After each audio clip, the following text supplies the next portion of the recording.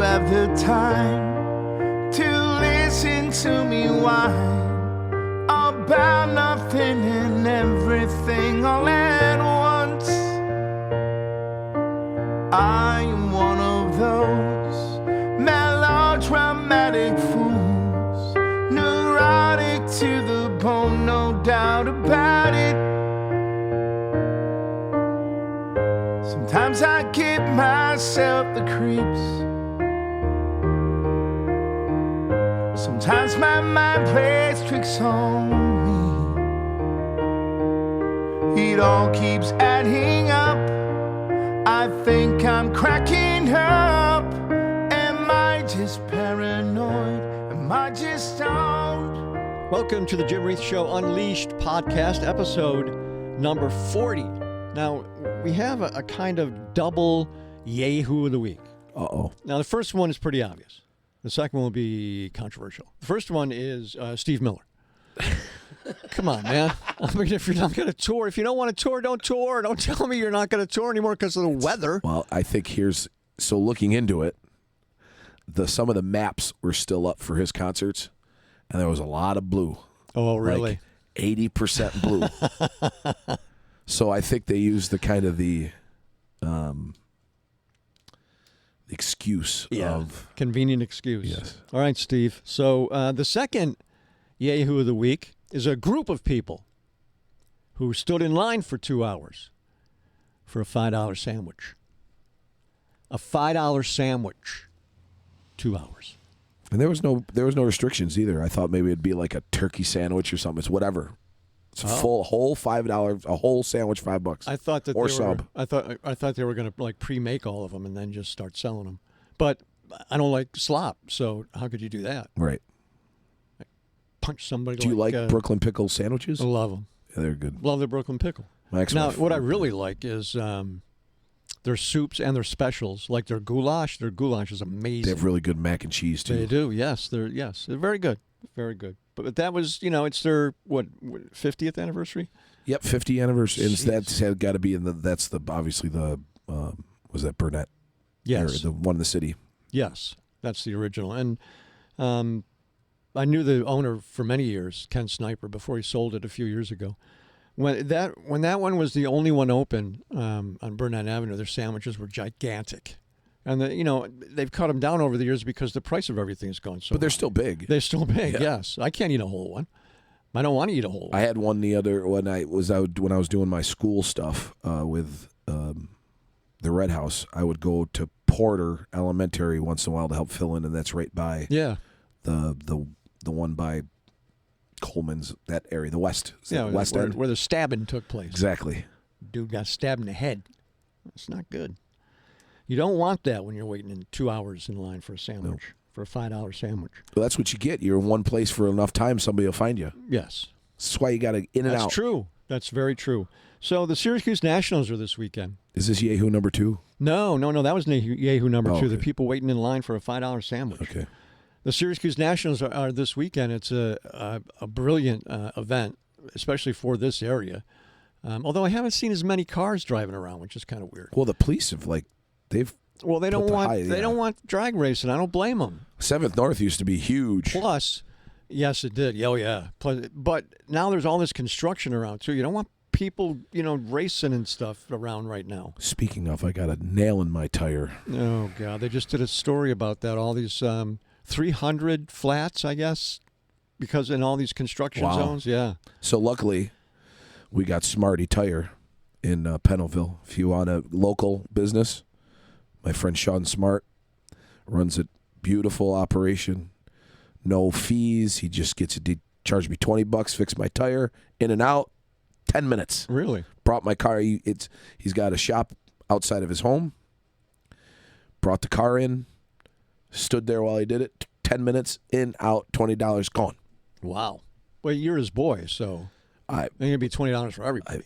He's a very reasonable person with even the tires. I get all my stuff there. I told him just before winter, we're going to go 4 around. So back to the Nationals for a minute, because the weather is supposed to be perfect for this one. I used to do my show at the Nationals, and we used to do it in the horticulture building, I believe. And they had the pinstripers there one year. They were doing pinstriping live for people to watch. And we used to do the show there. Yes, that's what I'm saying. Yeah. Artie. Pay attention, man. Artie's Party. Yes, Artie's Party. So they made me one, and I have it in my office. They made me a metal, it's kind of thin and tall, and they did pinstriping on it with the JR. You actually kept it? Yeah. Wow. I got it in my office. It's great. It's I have one awesome. too around here somewhere. It's There's one, awesome. there's one around here somewhere. So the best show I ever did there, we went into the setup, and I sat down. It was 93 or 4, I think, outside. It was warmer than that inside because they don't have air conditioning. And I was sitting there getting ready for the show. I was there like an hour early, so I walked around because I want to know what I'm talking about. So I walked around a little bit, got in, and I'm sitting there getting ready, and the sweat is dripping off my wrists. And I don't sweat like that usually, not like that. It was so I said to the microphone and to probably producer Bill, right? It was probably you. Yeah, it was me. I said, I can't do it. I can't do it here. I'm out. And then the owner of the show, or the guy who runs the show, came over, Bob, and asked me what was going on. And I said, I can't do it. Look at me. It's too hot. So they went and bought me a portable air conditioner and set it up right behind me. It was so nice.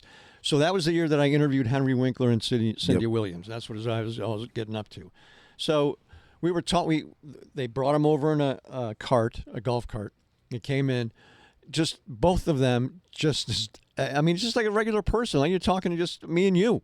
They were so nice. It's like the nice uncle. Absolutely. Oh my God! And she was great. So we did the first part of the interview, and I asked them to stay for another segment. They're like, yeah, of course. Because we were talking about stuff they don't usually talk about. I didn't know how Happy Days was shot and how it was different from shooting other TV shows. And it was just very interesting conversation. And then we talked about how they both did, they went against type in Law and Order. They were both villains in Law and Order. And Cindy Williams was really good as a villain. And he's very good in dramatic. He is. He's very good. Yeah. He's more of a comedic actor, but I like him in dramatic parts. But the thing was, they were just so freaking nice. It just made the whole day great. There's not too long ago, Jelly Roll was on a program, and Henry Winkler had sent him a note just to say how his music has affected him, and they put them together on whatever the show was. And it was kidding. like the sweetest thing ever. Yeah, it's awesome. He's just such a nice guy. It's crazy. Now, if I were to ask you what kind of band Charlie Daniels is, what would you say? Southern country and western. Yeah, it's not classic rock. DK99, okay? Are they playing him? Stop playing it. Wow. Yeah. Gomez played it. I call him up on the air. What are you doing? Charlie Daniels is not classic rock. They played Devil Went Down to Georgia. Are they considering like Molly Hatchet and all that classic rock? Molly Hatchet is classic Southern rock. Charlie Daniels is pop country, We had a couple good songs. I never cared for Charlie Daniels. You can ask my fiddle player. Oh, yeah, right. Allie? Yeah. Can she play that? Yeah, she can play anything. She kills She's it, right? insane. Yeah. We've always toyed with down in Nashville, it's $100 to play Devil Went Down to Georgia. Oh, if you want the band to play Devil Went Down, $100. That's awesome. That's great. You should go down there. She's touring, Allie Brown, she's touring with Unchained now, the Zach Brown Band tribute that's out of Rochester. Oh, no they're kidding. They're all over the place. They were just in Boston. They were doing an East Coast swing. She's busy. Wow. Yeah, very Then busy. she comes home. She's like, I want to play at home. Let's do some duo stuff. I'm like, you have less time than I do now. She's great. She's exceptional. Yeah, Exceptional she is. musician. She is. She really is. She deserves to be in Nashville or L.A. or And they somewhere else. stole my bass player too from my country band. Brett Hoban's with Zach Brown tribute band now. Really? Yeah, because I set them up with Allie, and then they need a bass player, and Brett's like, he comes in prepared, nicest guy in the world, sits back, does his thing. It's good to be around. That's the way it should be. Yep. See, there's too many egos in the music. That's why look at Scars has been 15 years. Yep. Joel and I 500 shows. Yeah, no We don't clashes, no ego clashes or anything. He's yelled at me a few times, but rightfully. But well, I could believe that. Joel's a very Joel's now a lawyer. My bass player. Oh. He passed the bar. Nice. He's over the 15 years. He's come into himself as a. He's just an absolute great person, and. Well, if he's a lawyer, he's out. Oh no, he loves playing. Oh, does he? Oh, he loves good. playing. Yeah. All right, But he did say we gotta, we can't be running around like we have been, and I agree too. It gets to the point where. Well, you got to make money in the summer, though. You got to make your money when you make your money. Summertime is when, because there's so many stages. Yeah. And then we'll cut it down to two a month outside of the summer, which is fine because then I go do my own thing. Right. Exactly. And I'm going back. I got offered to go back teaching next year at Elms. I'm gonna. They've asked me to build a music program for the after school. Now, I just saw that the Red House has a new marquee. They are doing some great things. Yeah, that nice. looks. I wish. I said it's the thing that stinks. There's all this stuff happens at night. I can't go, and I would love to go and see that. They do great productions. They bring in national, equity people to do their shows. And what I think is the best part of it, they have the local people do the shows with them. They learn how to do it on the next level, and you get the great shows. They have, I think, Guys and Dolls is coming up. Wow! And I wish I had the time. I would have auditioned. I got for which that. part? Nicely Johnson. Yeah. Yep. Sit down, you're rocking a boat. Nicely is a good role too, and it's a good role in the movie too. If you're familiar with the movie. All right, so now we're going to listen to Sharon Owens. Now, I want you to understand something. Sharon Owens is coming on the show as a candidate for mayor of Syracuse. Okay, she's not on the show to talk about issues in the city of Syracuse because you have to separate them according to rules. So we're talking about the campaign today, and it was interesting. And now we'll talk to Brent Axe as well, because we have got so much to talk about regarding Syracuse University sports. So you ready? Let's go.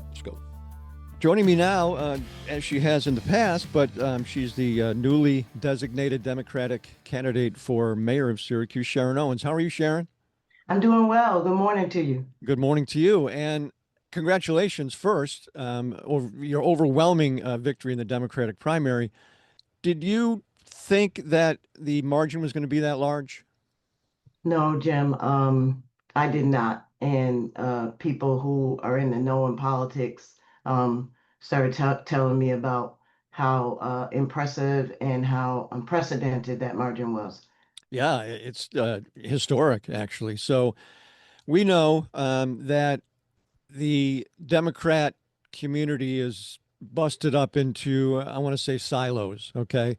And it's important in the general scheme of things to bring the silos all together. Can you see yourself doing that? Yes, I have several meetings scheduled with some Democratic leadership. I'm definitely getting the message that we all need to get around the same table to move forward to November. It's critical for us locally, and so I'm on board to do that. And those processes. As a matter of fact, one of those meetings is later on today. I think this is a pretty opportune time for Democrats right now, given the fact that there's a lot of pushback against the administration on the national level. Do you think that bodes well for Democrats locally? I think it does locally, especially. I was at a John Lewis day of service rally yesterday in Clinton Square, and it was packed. It was a pretty hot evening too, and it was packed full of people, enthusiastic, energized. Yeah, John Lewis, one of the great Americans of all time. No doubt about that. Absolutely. So as we go forward, now you have to consolidate, fundraising. Maybe someone was supporting somebody else, and now, we need to get this all together. That's probably just as important a meeting for you, right? Absolutely. So I use a sports analogy. So I took a little bit of a water break. My husband and I celebrated our 35th anniversary. Oh, nice. Congratulations. Thank you. And so we took some time off and pulling the team back together. They worked hard since the beginning of the year, so giving them time just to exhale. But they were all, we were working so hard that felt like they were being slackers. So they were like, "Wait, okay, are we ready? Let's go." And so we're getting ready to gear up again. Yeah, and I was going to ask you that. So you go through this one big thing, now you've got to go through a bigger thing, and it Another takes big a thing. longer time, right? Yes, yes. So um, it really will gear up, I believe, more towards the end of the summer. People just are not focused in, True. but we are going to begin pulling our team members together. We had a great winning team and great strategy. We're going to continue just to double down, learn from what we may have missed, learn from what went well, and continue down the road. It's interesting because back in the day, campaigns didn't start until Labor Day. Now it's all year. It's all Oh, year. They goodness. never stop. So it's Well, amazing. well, that really was when they changed the primary calendar because the primary I would typically would have been doing kind of the primary petitioning towards the end of the spring into the summer, and then just before a couple more months before November we would have determined the primary winner, and Democrats felt that was too close to the general election, so they moved it. But I tell you, petitioning in February is not fun. No, I bet it's not. All right, Sharon, thank you very much for your time this morning. I really appreciate it very much. We'll get together as the campaign goes on and as Absolutely. things happen in the city. Thank you so much. Good luck, Appreciate Sharon. it. Thank you. Thank you. Time to talk SU sports again, and joining us on the pod, of course, is our SU expert. You're officially our SU expert, by the way. It's Brent Axe, of course. How are you? Add it to the list of titles, Jim, and proud to be your SU sports expert. And he's all decked out in Bill's garb today. Yeah, Exactly. I Yeah. see that. The potato hat yet? The Josh Allen potato hat? You see it? It's on the way. Okay. Amazon that? says it'll arrive tomorrow. He's like they've made him some like ambassador to like logos and stuff at for Bills. And he drew this. It looks like a potato with a Bills logo. They made hats. It's the funniest thing. Let's talk about football, but let's talk about SU football. And, he came into the job as head coach as, he had this reputation as a recruiter. Holy cow. Yeah. He's a recruiter, man. What a class. Jim, it's incredible. And what you hear time and time again from these recruits is that, pardon my generation gap here, but that Fran keeps it 100, right? Right. But something along those lines. He's real. He keeps it 100. So I was talking to a recruiting expert on my podcast the other day, and I'm like, so are all these other coaches like full of shit or something? Because why is Fran the real one? But he connects with these players. Now, let's not get crazy here. You're paying these guys, right? Exactly. Now, can Syracuse run with the Michigans of the world for No. all the players they want? No. But when they identify somebody they really want, they can get in that game. So Calvin Russell's the big one. This is a 6'6", almost 200-pound wide receiver from Miami Northwestern, which there's a story going on there we should talk about here shortly as well. Syracuse really wanted Calvin Russell, and they got in early on Calvin Russell. So when it came down to his decision, people were wondering about Syracuse because he never took an official visit here, but he took some unofficial visits here. Now, the only difference between an unofficial and an official visit is on the official visit, the school pays your way, right? Oh, okay. Yeah, you could take as many unofficial visits as you want because you're paying your own way, right? But Okay. the official is like, that's when they roll out the red carpet for you. Calvin Russell never took an official visit here. And it came down to Syracuse and Michigan right to the end. And Syracuse won this battle. And people are saying Syracuse won this battle, including, and here we go, Jim, 2025 Sports, Calvin Russell's agent, who also shares an agency with his head coach, Fran Brown, right? So it's all starting to come together here. Yes. I don't know how much Syracuse is paying Calvin Russell, what the deal is going to end up being. Because remember, he still has to sign on signing day. This is a verbal commitment. Let's Right. not forget. Somebody Right. can still swoop in and take him. Yep. He says his recruitment's over, but this had all the elements of the modern era of college football, Jim, but it still comes down to this. You need a coach who can recruit through all this stuff, NIL, transfer portal, all this nonsense. You need a coach who can connect and can recruit. And Fran Brown can recruit his ass off. Let's face Boy, it. there's no question. I mean, when's the last time we heard somebody say it came down to Syracuse and Michigan and he picked Syracuse? Like the mid 1990s, like Rob Yes. Conrad, Right. and they didn't start doing the star ratings in recruiting until like late 90s, early 2000s. So Calvin Russell is Syracuse's first 5-star recruit in 24 years. Wow. Yeah, Jim. So the last 2 5-star recruits before him, this is a perfect just representation of college sports. The last 2 5-star recruits were Johnny Morant, who was a good receiver at Syracuse, got drafted by the Raiders and played in the NFL, and Cecil Howard. Do you remember Cecil Howard? No.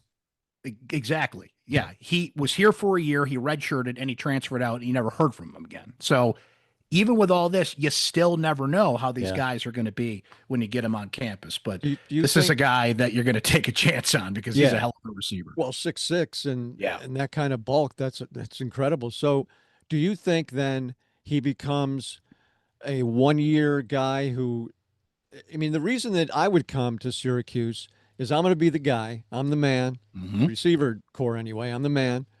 They've got 2 quarterbacks who transferred from major college programs. One of them is going to be good. I can get some outrageous numbers in the ACC, which is certainly weaker than the SEC or the Big Ten. And then next year I can get $2 million from somebody. That's exactly right. And let's face it, if you come here and it doesn't work out, you can go to LSU or Michigan or any of these other schools that were recruiting you, and they'll pay you and they'll play you as well.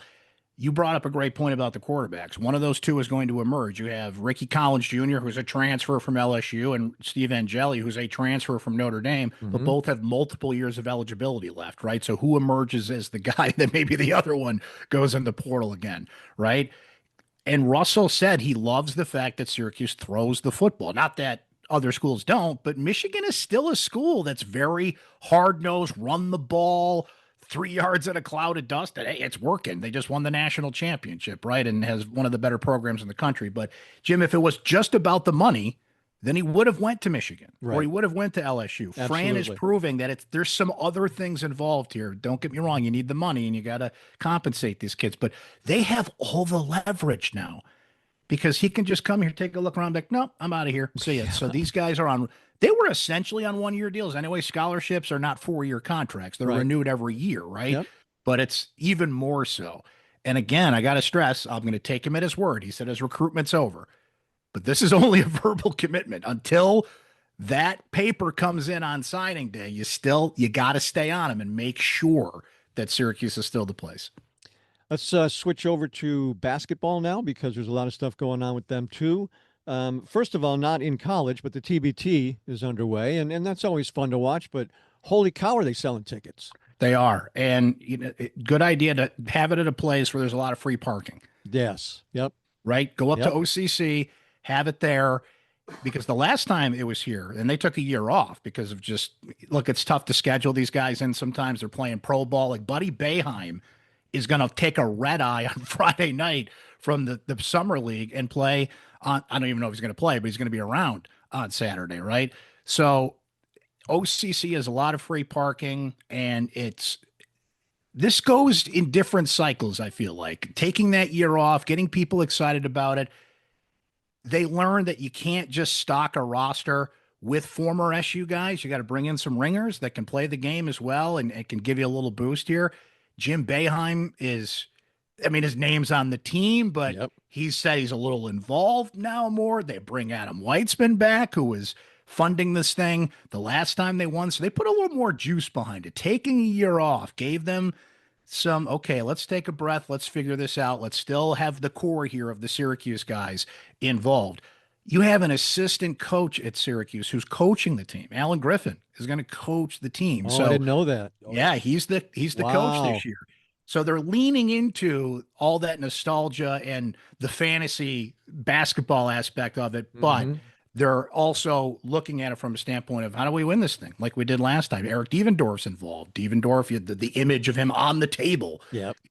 What should have been the image of him on the table in the 6 overtime game until they waved that off, and all of a sudden we go to 6 overtime. So it's a great thing. Fans love it. It's, it gives you a face it, what else is there to do right and now? last This time is I a dead heard, time in sports. Yeah. they were up near 4,000 tickets last time. I Yeah. heard. And Jim, this year, TBT rewards you for the more tickets you sell, your trying to think of the right way to put this. So your hub, if you will, Syracuse is a host, right? You go further down the road. You keep hosting games. Oh, Whoever nice. sells the most tickets keeps hosting games until I'm not sure where the regional is this year, like the core Final Four thing. Right. But so you're helping Boeheim's Army by selling tickets because Yeah. they'll be at home as far as they can go here. The more tickets they sell. And the tickets are reasonable too. Oh, they? Oh That yeah, helps. absolutely. Not $1,200 for a courtside? Not exactly. Actually, in saying reasonable, I'm a season ticket holder for football now because of Fran Brown and how exciting it was last year. Those I don't pay that much. I have great seats for that, and I don't pay that. I pay $500 for a pair of tickets and I'm in section 211. That's good. That's a good deal. Yeah, You can still get reasonably priced tickets in Yeah. Syracuse, New York. Absolutely. Let's talk about the SU basketball team, because this is, of course, Melo's coming out party. But they start with a tough run right off the Yes, bat. they do. Wow. Yes, they do. So they're going to Vegas. They'll go to Vegas and play St. Joseph's at UNLV on November 22nd. And then let's play Kansas and Houston. Boy. Back-to-back days. Wow. That is jumping in the pool right there. And let's not forget, Jim, that they also play in the SEC ACC Challenge. Oh, right. Which can we make that the ACC Big East Challenge? I don't know if the numbers work out. Obviously, there's like 900 teams in the ACC now, but can we work that out and play old school Big East tournament? That would be great. Syracuse and Connecticut and Pittsburgh would and be those. great. That would be awesome. That But would. whole different thing for down the road. Yeah, not enough money. in it Tennessee right now. beat them 96-70 last year, and you're Really? playing them again. So you've got to put some tough teams on the non-conference schedule to appease the tournament selection committee. This is a 4-month process now, because the selection committee, if you're at the end of the road and you're on the bubble, they're going to look at who'd you play. What's your net ranking, right? It's all about your net ranking. So you're balancing games you want to play to get your team ready, like Northeastern and Mercyhurst and Hofstra and some of these games we've seen scheduled and come out recently. But you got to challenge yourself a little bit too. And Jim, this is a team that's got a lot of new players. Yeah. They brought in 7 transfers. Kyan Anthony and Sadiq White are your high-profile freshmen. Luke Fennell just played really well in the under-19 FIBA tournament for Australia. He's a 6'6 sniper. He's a shooter, and he was putting up big numbers in that tournament, so that's encouraging. They brought in Nate George, who's a point guard from Georgia Tech. He led the ACC in assists last year. Wow. That was a big move. Tyler Betsy is a big man from Cincinnati. He's a younger guy, kind of on the up. He's a sophomore come in. He's a 6'8 guy. So they just had, again, we're coming back to modern college sports fundraisers. So Yeah. Vinny Lobdell, I don't know if you saw the story about this. Vinny Lobdell is one of Syracuse's biggest boosters. His son is actually on the team, Noah. And they had like a 3-point contest and a slam dunk contest. It was a glitzy fundraiser. You had to pay $100 just to get a lot of money for NIL. Tyler Betsy won the 3-point shooting contest. Really? This guy from Cincinnati. Yeah. Which kind of surprised a lot of people that Nice. came in. So you got a guy who can shoot. Abraham Soiree is a big man they brought in from Georgia Tech. There's a lot of things that have to come together very quickly, Jim. And you're playing a team that was in the national championship game 2 weeks into the season. You're going to know what kind of team you have. Boy, like that. Now, who's going to play center? I think William Kyle, the transfer from UCLA, is going to be the center of this team, which tells me they're going to push the pace because Kyle is an athletic center. He's 6'9". He can jump out of the gym. He's a lot different than what you've seen Syracuse have in recent years at that position, but he's 6'9", right? Mm-hmm. So how good are you at jumping out of the gym and playing defense and blocking shots? Because while you can push the pace, there's going to be some possessions where you got to dig in and let the shot clock run out. And can you play man-to-man defense? Can he match up with some of these 6'10", 6'11", 7 feet centers that Syracuse is going to face. Suarez, the other guy I mentioned there from Georgia Tech, who they're going to mix in. He's more of the traditional bigger center. So it depends on what style you're playing, right? Because they're a completely different style of play. You got to mix in guys. So Autry has said all along, Jim, they want to go 8, 9, 10 deep. And unfortunately, some injuries prevented him from doing that last year when Donnie Freeman and J.J. Starling were hurt at different times. Right. As long as they stay healthy, he actually has the roster to do that now. It does sound like a really, really good roster. So now we'll see. I mean, the whole, I want to say, people who don't like Autry as a coach, this is now his opportunity to prove he can coach, because this team certainly on paper is better than it has been in a little while. No question about it. There is talent on this team. He retained JJ and Donnie, as we said. So you have two established veterans. JJ Starling is as good of a veteran as you're going to have coming back in the ACC. Yeah. Who can just play the two now. Right. And focus on that and not have to. I mean, he can run the point if needed, but now you have a pure point guard in Nate George. Nothing against Jaquan Carlos, but he just couldn't hack it in the ACC game in and game out. The transfers you brought in coming into last year were from Hofstra, Delaware, and what was the other one I'm thinking of? Georgia State. Your transfers coming in this year are Georgia Tech, Cincinnati, Power UCLA. 5 conference, UCLA, as we mentioned, right? These are big time guys. Yeah. Right. So the roster is better. If you stay healthy, you can go deep. You can go 8, 9, 10 down the roster. You can mix things up. There's more talent. There's more speed. You have 2 top 100 recruits coming in.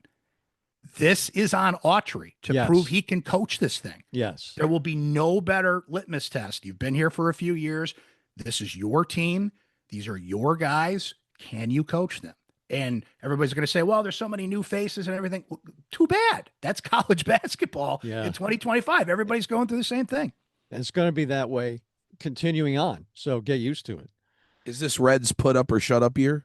No question about it. I think they haven't so, made the yes. tournament in 4 years, 4 straight years. Yeah. It's That's definitely an eternity by this is Syracuse definitely it. standards. Definitely. They have to get in. How long's his contract? That's a good. Typically, they're about 4 years. Syracuse is very good at hiding this stuff as a private school, but so he came in. This is going to be his 4th year as coach. I don't know for sure if this is the last year of his contract, but you're talking about a guy. Can you believe that? It's weird to think about. Typically, you get like a 3 or 4 year deal to start, and he was an incumbent and everything. You didn't have to, pay a bunch of money to a guy from the outside to come in. So don't quote me on this, but if his contract's not up this year, it's getting close. All right, it's getting close to being. I'm gonna quote him on it later.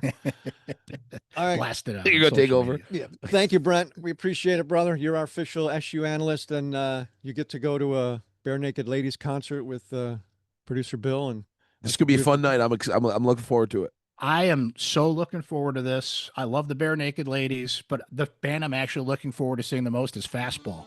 Really? Yes. And they're the opener. So we got to get there early, Bill. Well, Gotta be in our seats. I'm ready to go. Don't be out there partying on the lawn. Okay. We got a concert to go to. Okay. Hey, great to see you, Brent. Good to see you, boys. Thanks for having me. We'll see you. So SU Sports certainly has a lot to look forward to in this upcoming season. I just think that Fran Brown has done a remarkable job, and I don't think he gets the credit nationally that he deserves. He's just an expert recruiter. How do you get a kid, when it comes down to Michigan and Syracuse, to come to Syracuse? Michigan had more money. You know that. It's the situation. This kid, I think, is smart. He comes here. We get one of the 2 quarterbacks is going to be good. I mean, from Notre Dame and LSU, one of them is going to be good.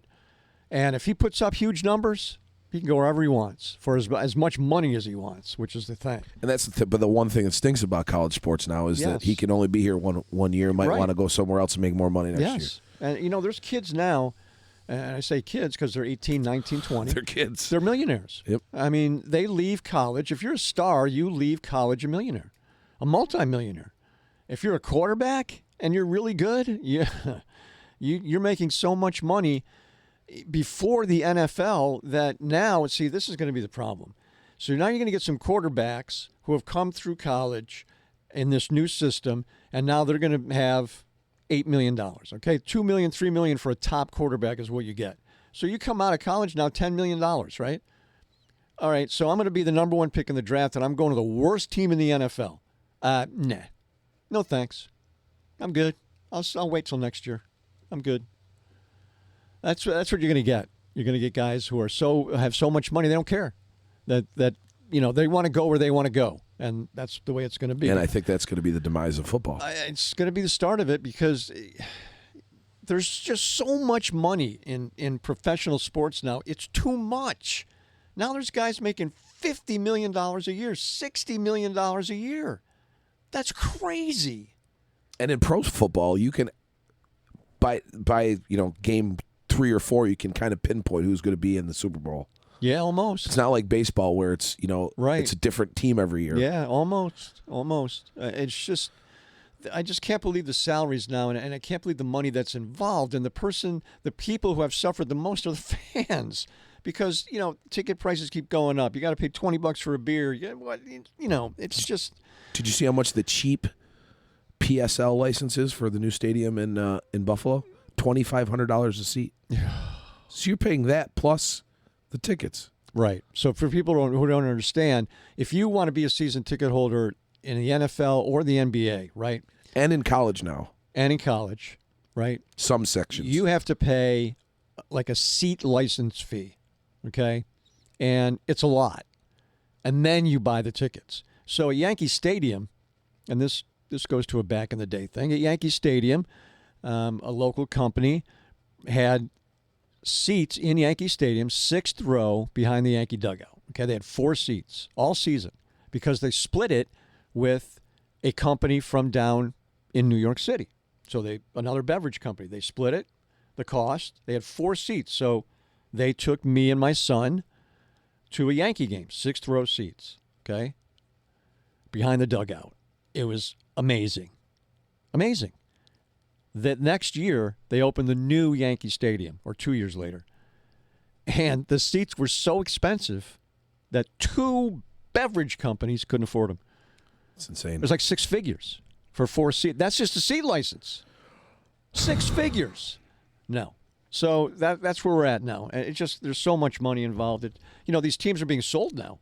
Tampa Bay is going to be sold. Yep. $1.7 million. The Celtics just got sold for 10, right? Yep. Looks like Tampa's staying in Tampa now, though. Yes, they are. Yeah, that group. Yeah, $1.7 billion in actual Tampa. People don't understand. Tampa Bay and Tampa is kind of different. Right. It's about a half hour away from each other. Yeah, their stadium is a disgrace, and that's unfortunate. There's no plans to do another one. So there was, but that fell through. So now they're just going to repair the roof. It's a disgrace. That's why they only draw like 7,000 people. They draw less than some AAA teams, and they're a good team. Terrible. It's terrible. And I mean, I had a great experience at Steinbrenner watching pro ball, but you can't sustain that. No, you can't. You can't sustain that. No, it's only 10,000 people. By the 3rd year, you're going to be paying $60 for a hot dog.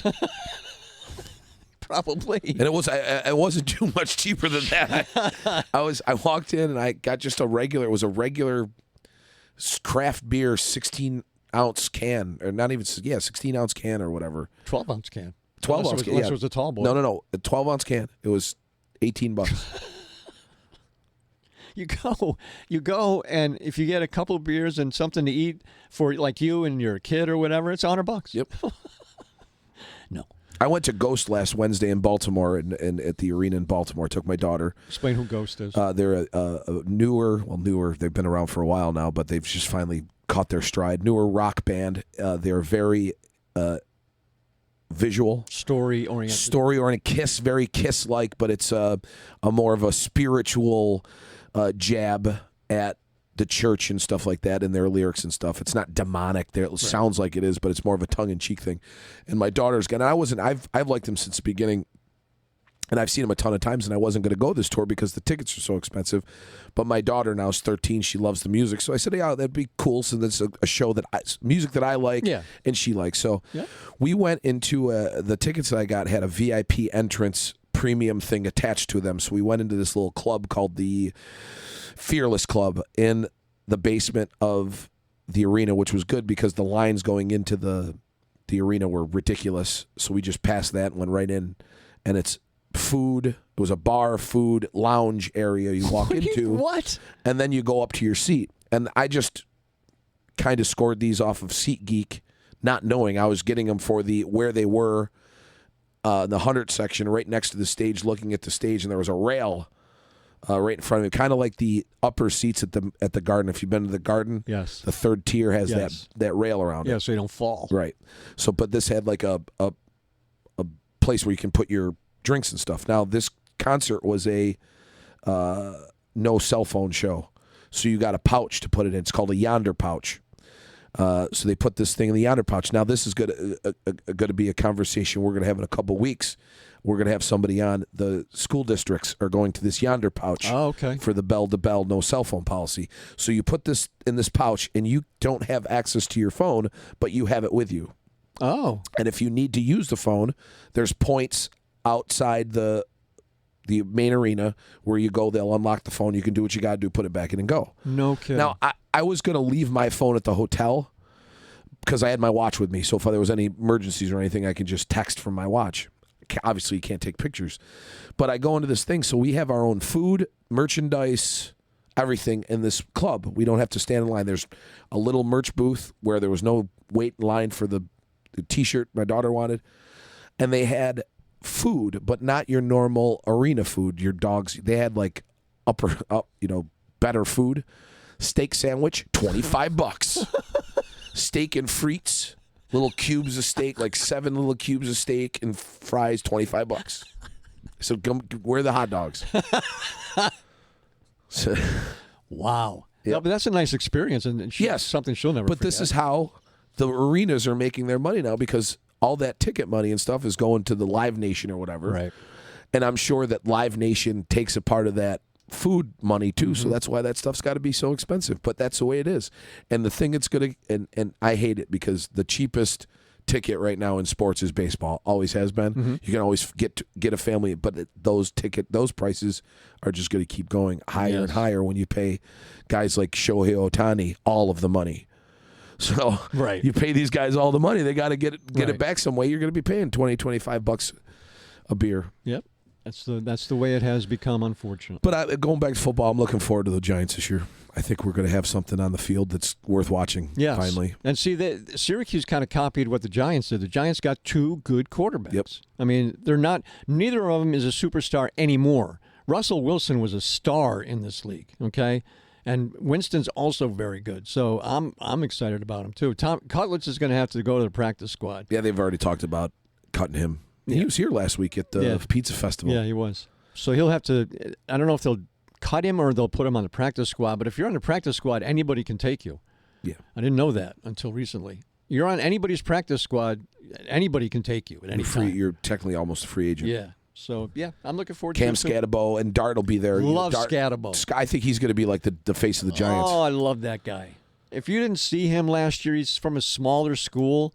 He's this little freaking muscular dude that He will run through a wall. Oh, my gosh, he's so tough. When they drafted him, I was like, oh, hell yes. I love this guy. Yep. Yeah, they're going to use him, too. I'm sure of it, because he's so tough. And they have Taylor as a running back, so they're good. I was sad we didn't get Shador, because I'm a big Prime fan. Yeah. So I don't know. I like the way it turned out. I like the 2 guys they have, and you can have Dart sit behind them, which is, I think, great. I don't know if the Braves are thinking about doing something, but on the Braves merchandise website, Deion Sanders jersey just popped up. No kidding. A throwback. So I don't know if they're working on doing something with him. Yeah, maybe they'll retire his number or something. Atlanta's got the coolest merchandise package because of all the celebrities that live in Atlanta.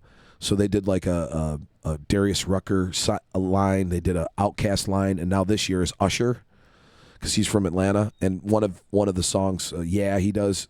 It starts off. It goes, "Peace up, A-Town."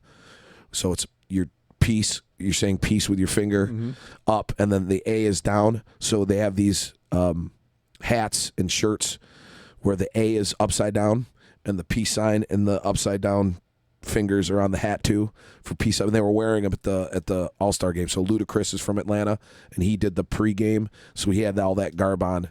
It's very modern pop, today's fashion kind of stuff. The Usher jacket that came out, the Atlanta is upside down on. It's gorgeous, but it's like $500 for the jacket. Of course it is.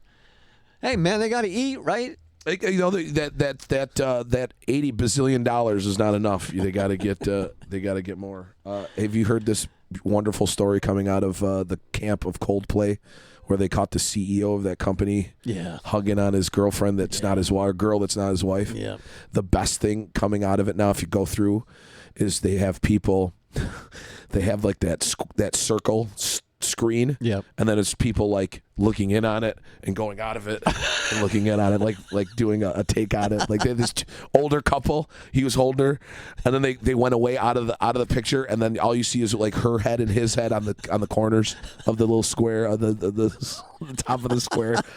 This is the best thing. The social media has some of the best stuff and some of the worst stuff. No question. And last night when the news came out about this letter that the Wall Street Journal. Yes. Facebook, it took a turn of, mud again, because you got that and you've got all this other stuff going on nationally. But then you got this light out of the tunnel of the Coldplay stuff that comes in and just lightens everything up. And there was a fake, dude, and the media goes with it. That's the funny part. There was a fake statement made by the CEO. It wasn't him. Oh, boy. Yeah, and AI is going to be a problem too. Very much so. Now you can still tell when something is AI if you look close enough, but it's getting to the point where it's getting harder, and when it becomes impossible with the naked eye to tell the difference, then we're in trouble. Yep. Then we're in big trouble. And to look at this band, there was a band, an AI band that had millions of hits on Spotify. Yeah. That there wasn't. I mean, it wasn't even in the Milli Vanilli range. There was nothing real about it. No, zero. And that stinks, because you can put in ChatGPT. I can go in and say, I want to write a song about dragons and elephants, and they will spit out chorus, verse, bridge of a song, lyrics. It's scary. So you don't know what you're listening to if it was penned. Well, that's where it's going to get to. Yep. And then you're going to understand that what I'm listening to may not even be a human. It's AI. And it's back in the days in film, you had CGI, but that was still manipulated. Somebody had to go onto a computer and like it's animation. Right. Now it's just you just type in what you want and it comes up. Yep. And that's AI is doing a lot of the 4K restorations now. Oh, really? And that's the good of AI. Mm-hmm. But in that case, too, it almost looks too good. Yes, right. Some stuff looks too good. It looks artificial. Yes. Right. I just watched Earthquake in 4K, and there was some of the scenes in there was just too... I like that old 70s grain. Yep. That 70s grain is the best. And it takes away from that. Some of the scenes of when they're you've seen the movie, when Charlton Heston's climbing up the building to rescue the people, it looked like it was manipulated in a way. But still, it's a great movie. I love that movie. It is a great movie. All right, that's it. We have a nice show lined up for next week, of course, and we're heading toward episode 50, which will be a good. And we're going to get into this. Episode. We're going to get into this cannabis conversation. Yes, I started a fire on my Facebook page last week. I wanted to just know, and the company responded very. I don't know. He kind of sounds like a weird guy, but. Whatever. We're going to get into it. We're going to figure out what's legal, what's not. We're going to have somebody on from the state, and they're going to come on and explain everything, what it is, and we'll move forward. And there won't be any questions. That's it. Perfect. Thanks for listening. Take care of yourselves, okay? And God willing, we're back at it next time on the Jim Reith Show Unleashed podcast.